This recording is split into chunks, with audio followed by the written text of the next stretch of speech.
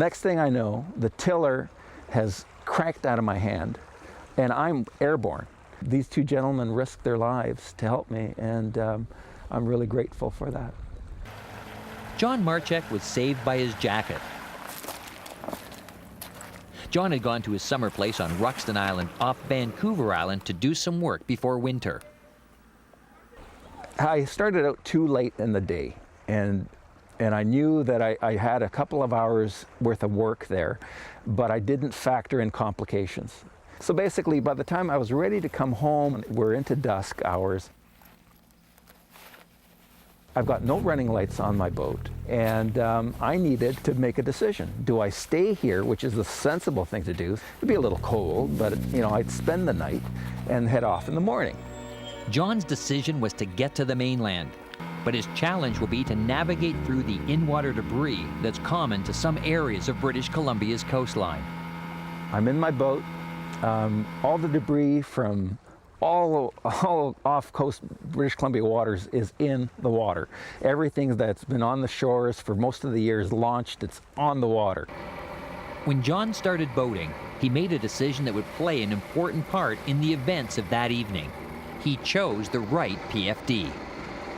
I wanted something that would give me maximum protection for the conditions that I was in.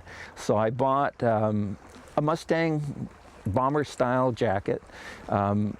They're very comfortable, they're warm, they have Velcro sleeves that you can tighten down. I knew when I bought it I'd wear it. Now it's dark because I've just spent the last half an hour picking my way through all this debris. I figured I had to move. There's no going back, so I opened up my boat and I'm really moving. Next thing I know, the tiller has cracked out of my hand and I'm airborne. I had hit a dead head or something in the water, and my boat is now out of control, spinning around in circles, and I'm lying in the water looking at it and going, this is going to be a very inconvenient night. Basically, I had two choices. I could go back to where I came from, or I could make my way, swim about, say, 2.5 miles to shore.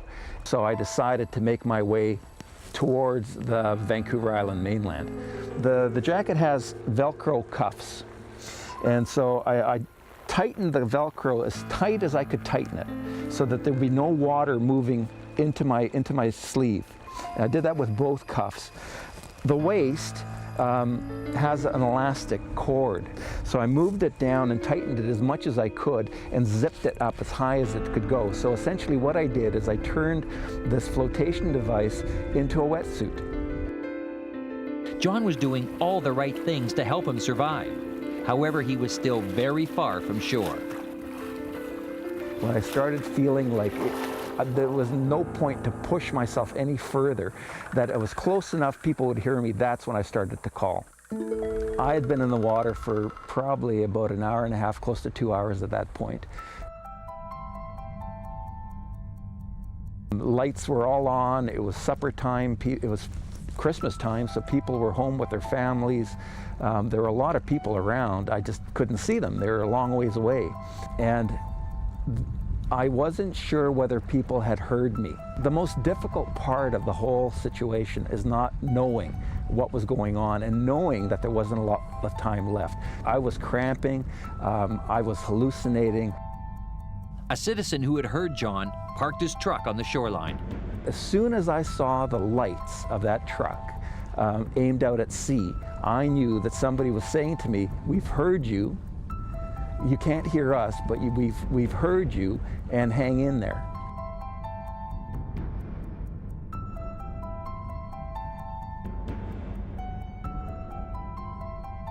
About 15 minutes, maybe at the most 20 minutes after that, there was a small rowboat with a small engine on it, maybe a 8-horse, moving around with I could just see it off in the distance. I could just see a flashlight moving around on the boat. When they got closer to me, I could line them up with the truck lights. I could say to them, the truck behind you, some 10 o'clock or 5 o'clock from those truck lights. And they just kept moving around until eventually they were on a straight track to me. And at that time, I knew I was okay.